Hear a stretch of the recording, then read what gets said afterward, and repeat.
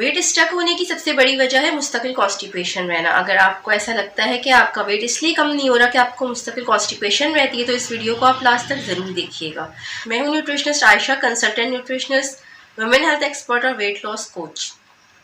इस वीडियो में मैं आपको बताऊंगी कि आप कॉन्स्टिपेशन की मेन वजह क्या है और आप इसको किस तरह से ओवरकम कर सकते हैं। और मैं आपको ये भी बताऊंगी कि कौन सी सिचुएशन में आपको डॉक्टर से ज़रूर रब्ता करना चाहिए।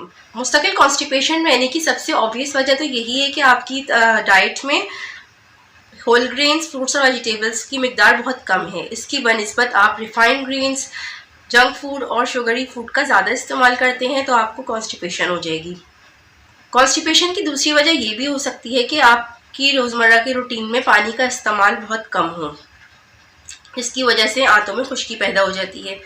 कॉन्स्टिपेशन की एक और वजह ये भी हो सकती है कि आप कोई ऐसी डाइट कर रहे हो जो कि बहुत ज़्यादा रिस्ट्रिक्टिव हो, जिसके अंदर आप फ्रूट्स का इस्तेमाल ना कर रहे हो, या आप बहुत ही कम खा रहे हो, फिर आप फैट का इस्तेमाल बहुत कम कर रहे हो डाइट में, जिसकी वजह से आंतों में खुश्की पैदा हो जाती है। इसके अलावा कुछ मेडिकल कंडीशंस की वजह से भी कॉन्स्टिपेशन हो जाता है, जैसे कि प्रेगनेंसी या हाइपोथायरॉयडिज्म वगैरह। सबसे अहम बात यह है कि आपको रोज़ाना एक दफ़ा बॉल मूवमेंट ज़रूर होनी चाहिए, यानी कि एक दिन में या 24 घंटे में आपको एक दफ़ा वॉशरूम जाने की ज़रूरत ज़रूर पड़नी चाहिए। अगर ऐसा नहीं है तो इसके बारे में आपको सीरियसली सोचना चाहिए। अगर आप ये आपकी हैबिट बन जाएगी और कॉन्स्टिपेशन क्रॉनिक हो जाएगा, तो फिर इससे छुटकारा पाना बहुत मुश्किल हो जाएगा। इसलिए मैं अभी आपको बता रही हूँ सिंपल सी होम रेमेडीज़, जिनको करके आप अपने कॉन्स्टिपेशन पे काबू पा सकते हैं। नंबर 1, एक तो ये कि सबसे पहले आप जब सोकर उठें तो आपको 2 ग्लास पानी पीना है। ये पानी ना तो ज़्यादा ठंडा हो और ना ज़्यादा गर्म हो, बल्कि नॉर्मल टेम्परेचर का पानी आपको पीना चाहिए सो के उठते ही, क्योंकि हम जब सो रहे होते हैं तो हमारे जो बॉडी है उसमें से पानी का लॉस हो रहा होता है और हमारा ब्लड भी थिकन हो जाता है। तो जब हम पानी पीते हैं तो हमारे ब्लड का फ्लो जो है हमारे इंटेस्टाइन्स में जाता है और उसकी वजह से हमें बहुत आसानी के साथ एक बॉल मूवमेंट हो जाती है। सेकेंड ये कि अपनी डाइट में फ्रूट्स का इस्तेमाल बहुत ज़्यादा करें। कम से कम दिन में 3 फ्रूट्स खाएं। अगर आप डाइट पर भी हैं तो आप कम शुगर वाले और ज़्यादा फाइबर वाले फ्रूट्स को इस्तेमाल कर सकते हैं। मिसाल के तौर पे पपाया ले लें या गुआवा ले लें, यानी कि पपीता या अमरूद। ये जो दोनों फ्रूट्स हैं ये कॉन्स्टिपेशन के लिए बेहतरीन है। इसके अलावा आप डाइट में सेब वगैरह ले सकते हैं। कोशिश करें कि फ्रूट जूसेस को अवॉइड करें, क्योंकि जूसेस के अंदर जो है वो फाइबर नहीं होता, सिर्फ आप जूस एक्सट्रैक्ट कर लेते हैं और शुगर बच जाती है। तो जितना आप होल फ्रूट का इस्तेमाल करेंगे आपकी बॉल मूवमेंट उतनी ही ज़्यादा नॉर्मल रहेगी।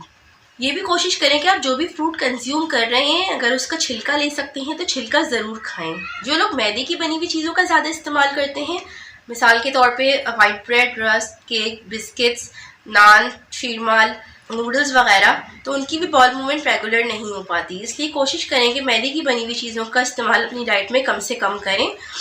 रेगुलर चक्की का आटा इस्तेमाल करें और अपनी डाइट में सब्जियों का इस्तेमाल ज़्यादा से ज़्यादा करें। अगर आपको वेट लॉस भी करना है और आपको कॉन्स्टिपेशन भी है, तो आपकी डाइट में एटलीस्ट 2 से 3 कप वेजिटेबल का इस्तेमाल रोज़ाना होना चाहिए। मैंने अपनी प्रैक्टिस में जितने भी लोगों को देखा है, ज़्यादातर लोग जब अपनी डाइट कर रहे होते हैं तो वो खाना पीना तो कम कर देते हैं, लेकिन वेजिटेबल्स का यूज़ बहुत कम कर देते हैं। तो इसलिए मैं ये कहूँगी कि अगर आपको कॉन्स्टिपेशन भी है और आपको वेट लॉस भी करना है, तो आप दोनों तरह की सब्जियाँ खाएं, यानी कि कच्ची सब्जियाँ भी खाएँ और पकी हुई सब्जियाँ भी बहुत ज़्यादा खाएँ। अगर कॉन्स्टिपेशन बहुत ज़्यादा है तो उसके लिए एक मैं आपको टिप बताती हूँ, जो कि बहुत ही ज़्यादा ट्राइड एंड टेस्टेड है और मैंने जितने लोगों को बताई है उनको इससे फ़ायदा हुआ है। आप रात के टाइम पर 2 या 3 अंजीर को पानी में भिगो कर रख दें और सुबह उठ के उसको निहार मुँह खा लें, तो इससे भी आपका जो बॉल मूवमेंट है वो बहुत रेगुलर हो जाएगी। डाइट में फाइबर इंक्रीज करने के लिए और कॉन्स्टिपेशन को रिलीव करने के लिए इसबगोल का इस्तेमाल भी बहुत फ़ायदेमंद है। इसबगोल को आप पानी में घोल के भी यूज़ कर सकते हैं, गर्म पानी में, गर्म दूध में या दही में डालकर इस्तेमाल कर सकते हैं।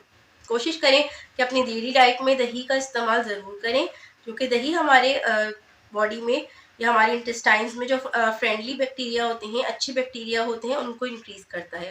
जो लोग मुस्तकिल बैठे रहते हैं या एक्टिव लाइफस्टाइल नहीं गुजारते, उनकी बॉल मूवमेंट्स बहुत ज़्यादा स्लो हो जाती हैं। तो ये भी ज़रूरी है कि आप डेली कुछ ना कुछ टाइम वॉक के लिए निकालें, एक्सरसाइज करें और मुस्तकिल एक्टिव रहें। अगर ये वीडियो आपको पसंद आई है तो चैनल को सब्सक्राइब कर दें, वीडियो को लाइक कर दें, और अगर किसी को भी आपके फ्रेंड्स या फैमिली में से कॉन्स्टिपेशन रहता है तो ये वीडियो शेयर कर दें। जज़ाकल्लाह, अल्लाह हाफ़िज़।